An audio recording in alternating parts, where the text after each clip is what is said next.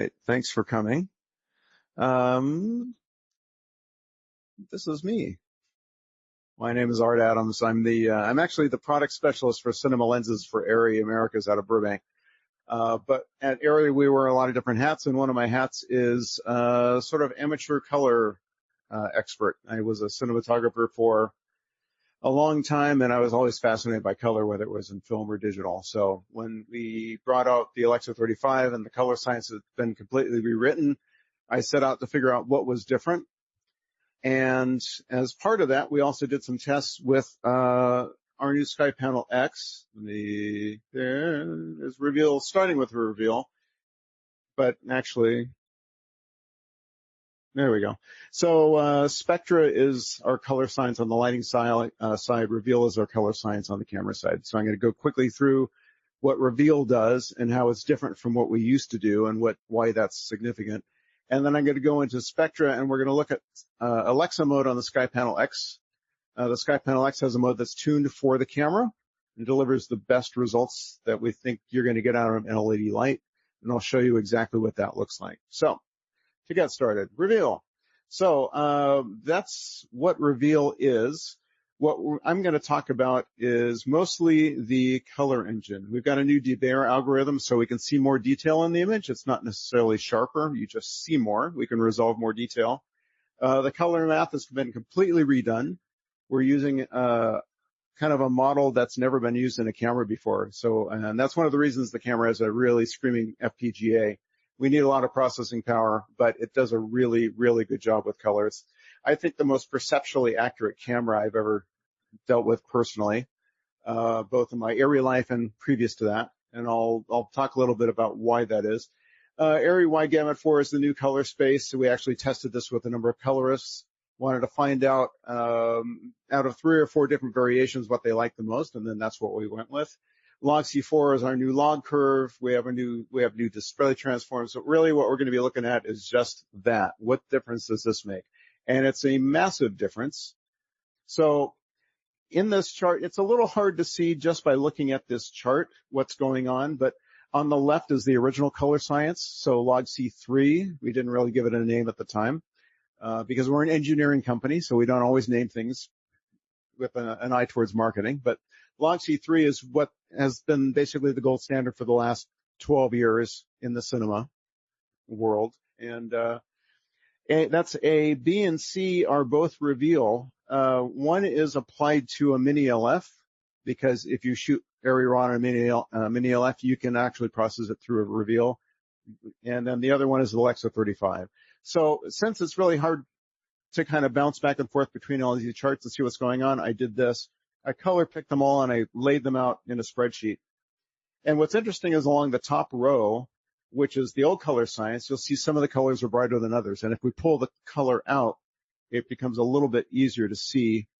But that's one of the big things that we fixed here is not just being able to get colors to be more accurate, but we were able to get their perceptual accuracy or their perceived brightness to be accurate. So using the old color tools, we could get the hues right, but we couldn't necessarily get their perceptual brightness right. So say greens would be brighter than if you were just looking at them. The camera would pick them up as a little bit brighter. Yellows would be brighter. Blues would be darker.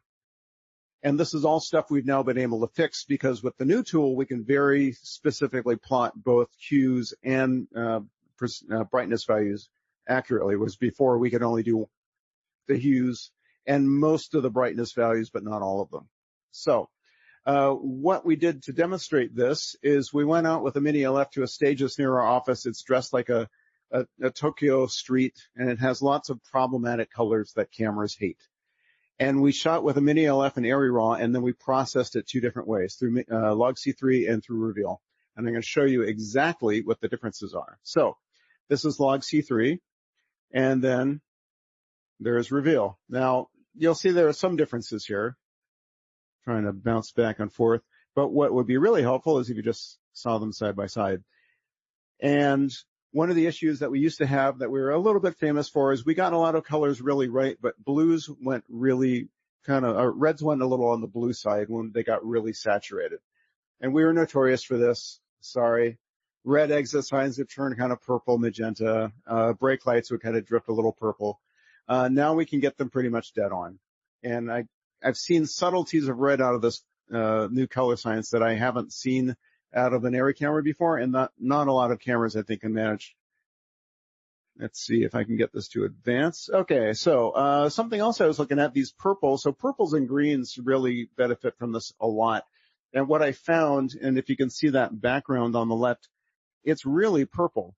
But on the right, you can sense the purple, but you can still get a sense of what's going on in the poster that the purple light is lighting. And that's something else that I found with Reveal, is that I sense less the color of the light and more of what's happening underneath what the light is doing. I can still sense what the original colors were. I've got a really great example of that coming up, but this is one of the first places I noticed that. Also, these some other colors, this powder blue on the right is really difficult for a lot of cameras to get. We were sort of notorious for having very dark blues, especially dark blues that would go out of gamut fairly easily, especially in aces. And it was a little bit of an issue. Now, to be fair, we came up with our original color gamut before aces came out. So we were there first, but we decided to make the adjustment. So you can see the difference there. And what's interesting is that the blue on the left is pretty. I think the blue on the right is much more sophisticated. And that's a word I keep using when I look at these colors, is sophisticated. There's another example with the purple. It's interesting to see that the purple on the left is just referencing an area that looks purple, and on the right there's subtleties of blue and purple kind of all mixed in there. You can see the subtle hues that on the left just become, to me, perceptually purple.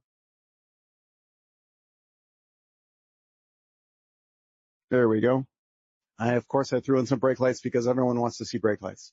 But this is a pretty extreme example of what we had before and what we have now.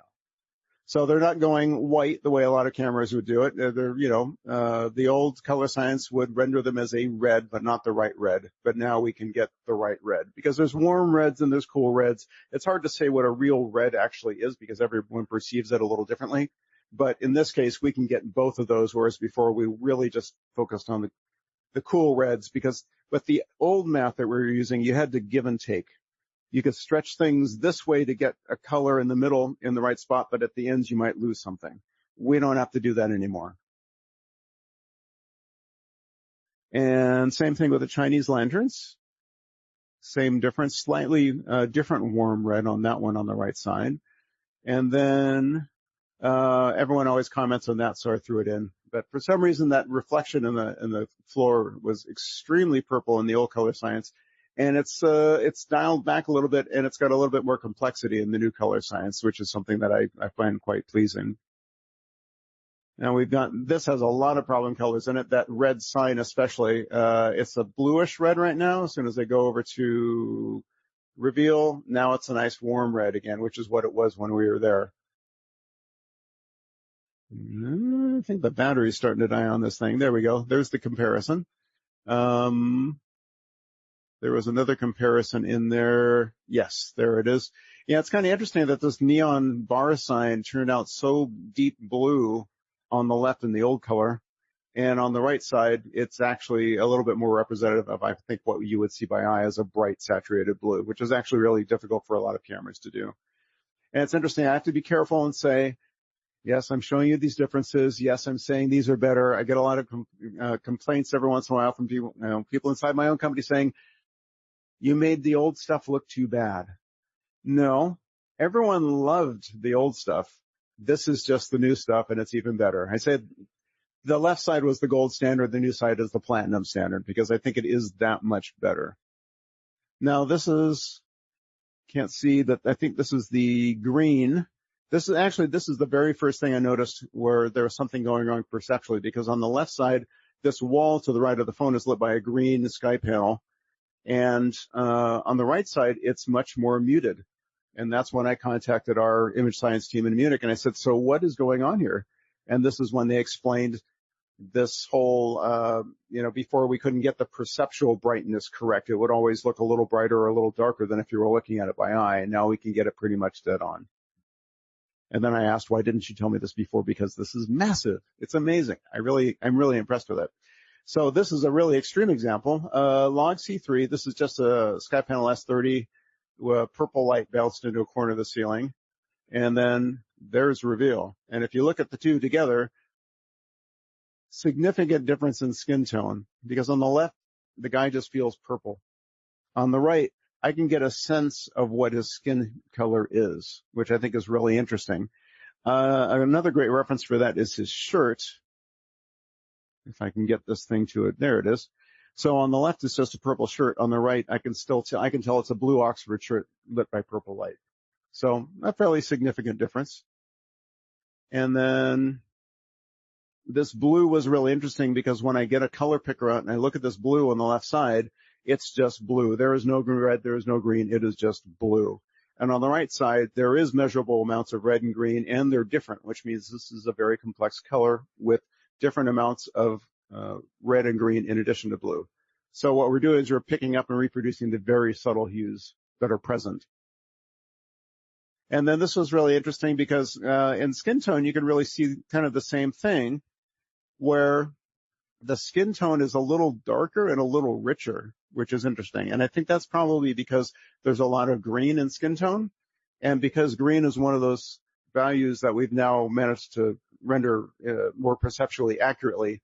It's a little darker and a little richer, but it's a much more complex skin hue, and we can see it if I can get, this clicker is not working right.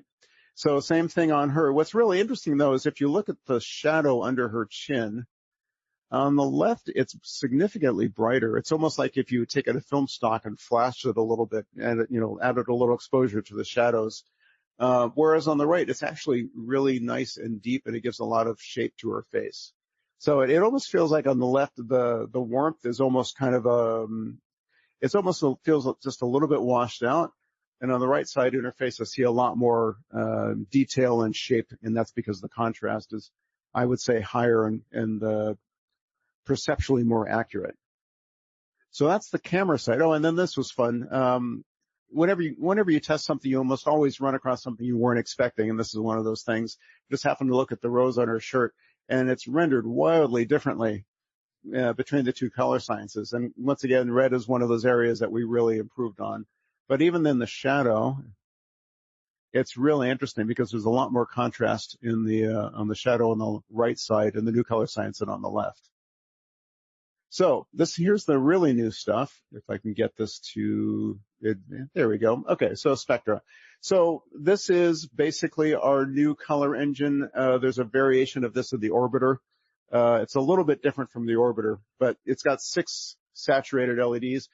This means we can really dial in a lot of interesting colors and make them accurate. But before we get into the demonstration of how we do that, I wanted to talk about CRI versus Alexa 35 modes. We have 2 modes in the light. The CRI modes are meant to be seen by the human eye, and that's all CRI means. So whenever you see a CRI measurement, someone is saying this light is CRI 92, 95, that's a measurement of how the eye would see it, not how a camera would see it, because a camera will always see these colors, generally always see these colors differently. The cameras are always trying to emulate what the human eye sees, but since they can't do it perfectly, CRI mode is kind of the common denominator between all the cameras, because since they're trying to emulate the human eye to some extent, CRI mode should translate and look pretty well between all these different camera types.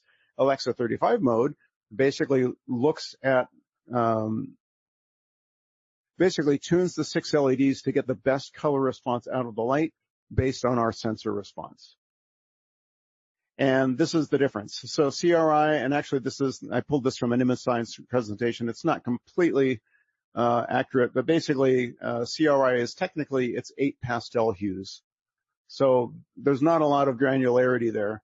What we used for our camera science and also now for the light is the sample on the right, which I think is 200 different colors.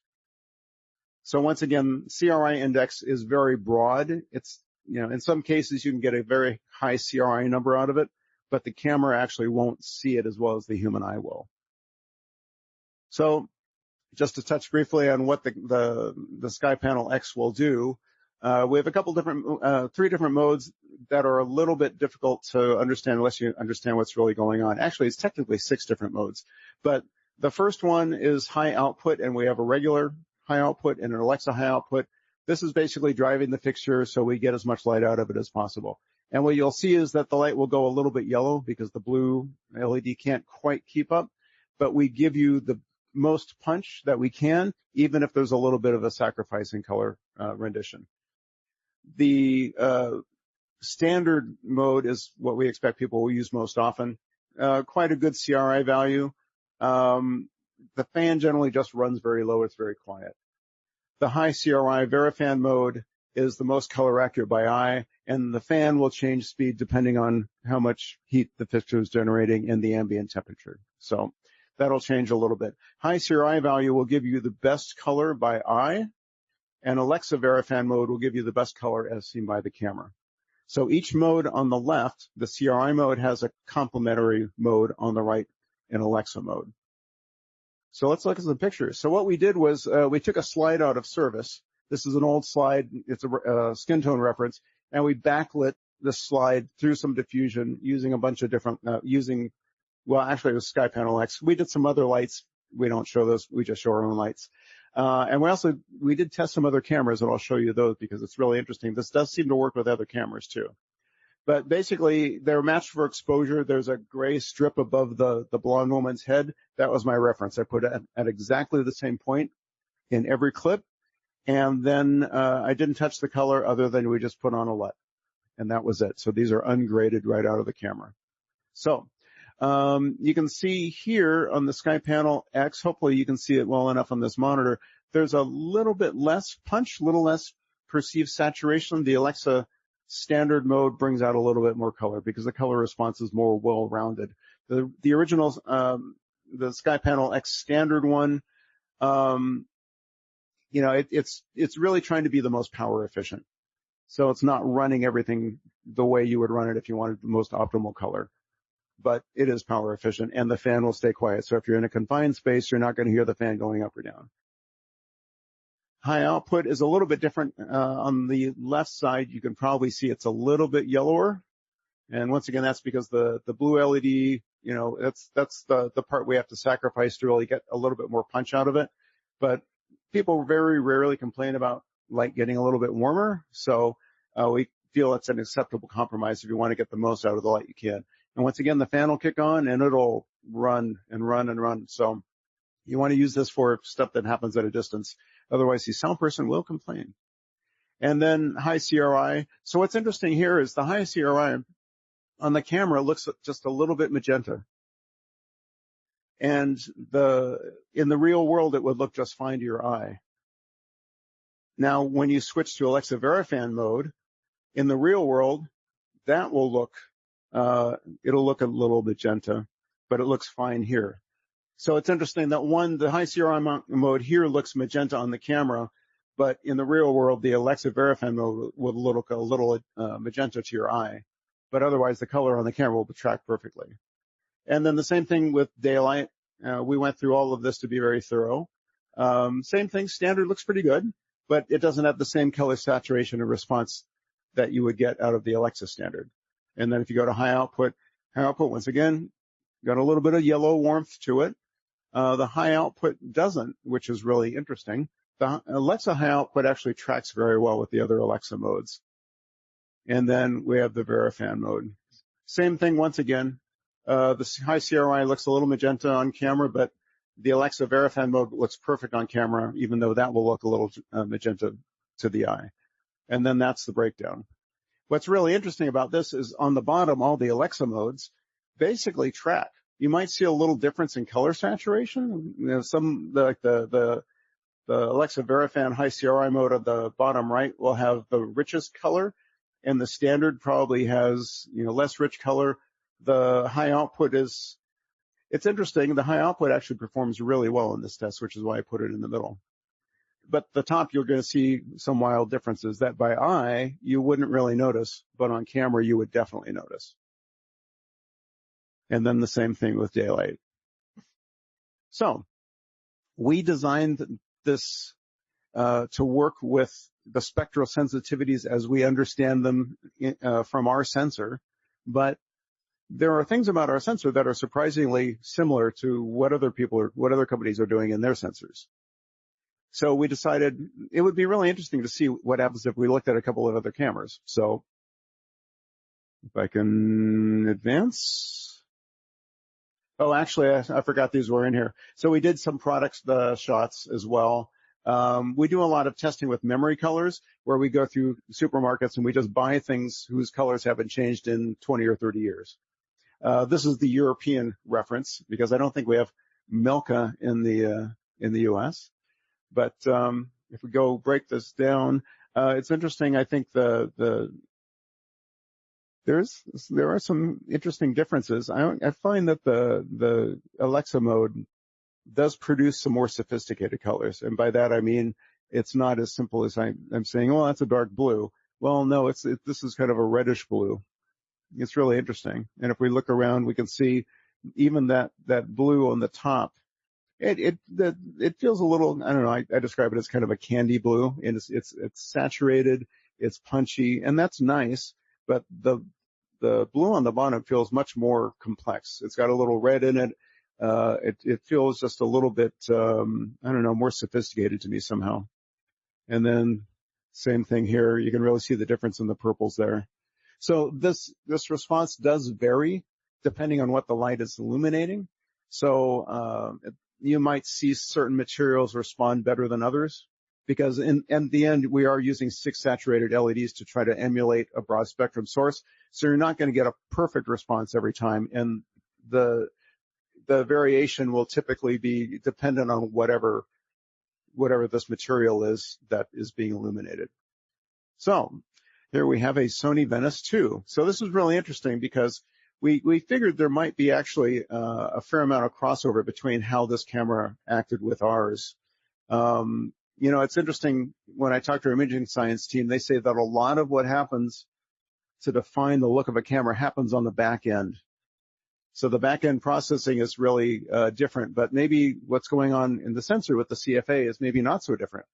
And in this case, it's really interesting that I think the high CRI, high output CRI mode is a little bit yellower. I mean, noticeably yellower.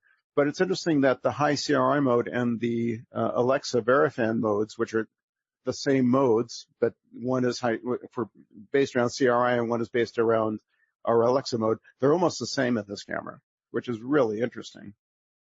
And then if I go over here, I've got the daylight version.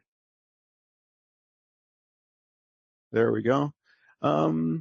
I can't see it from here, but there was a little bit of a difference in the yellow response. I don't remember if it was stronger or less strong in the high output mode, but yeah, still along the bottom also, it's really interesting to see how all the modes track very well in terms of overall hue. The saturation, this color response might be a little different. How rich they feel might be a little different, but I don't see this variation in hue that I would see on the top, that the camera would see, but the eye probably wouldn't pay much attention to. And then we tried a red just to see what would happen. And we're kind of seeing the same thing. There is definitely a consistency and I think a benefit in the Alexa modes, which is really interesting, because if this is true and if this tracks, and we need to do more testing and get into more color samples and really drill into this a bit more deeply, but it could be that this mode really benefits most cameras. And I don't know why it wouldn't, but until I've done the tests, I'm not going to say definitively either way, but it's really, really, really promising. So hopefully maybe in the next couple months, we'll be able to get into something a little bit deeper. And here's the daylight version of the same thing. So, and once again, in this case, red offers, I think, 16 different LUTs with different amounts of contrast, different amounts of highlight roll-off. So I chose the one that I thought looked the best.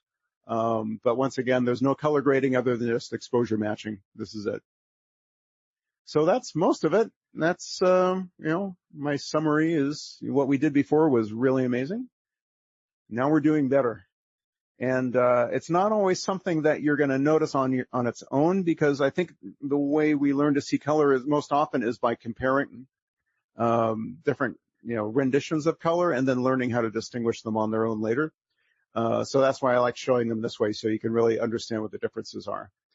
But extremely perceptually accurate color, to the point where if I'm looking at a D65 monitor and then I'm looking at some color references that are lit by daylight, and I can look from the monitor to the, just to the real object, most often I see the same thing.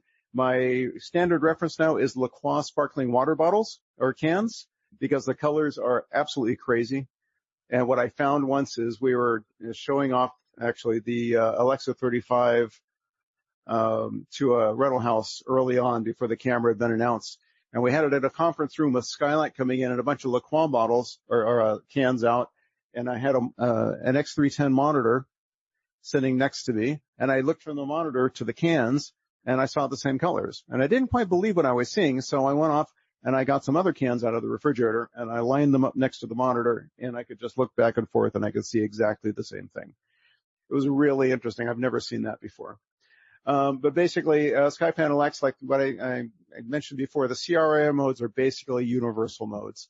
They're meant to be to look the best to the human eye, and since that's what basically all cameras are trying to do, this will work across every camera out there. But the Alexa modes take into account deep knowledge of how we process color and how our sensor works to try to get the best out of the light in terms of color response, and it does seem to work on other cameras. And last but not least, I should mention that Alexa modes are coming to Orbiter at the end of next week, which I think is going to be a really significant advantage. The Orbiter is not exactly the same as the Skypanel X, but it's very similar, so we should see the same benefits. So that is me. If you have any questions, let me know, either here or by email. I'm easy to find. And thanks for coming.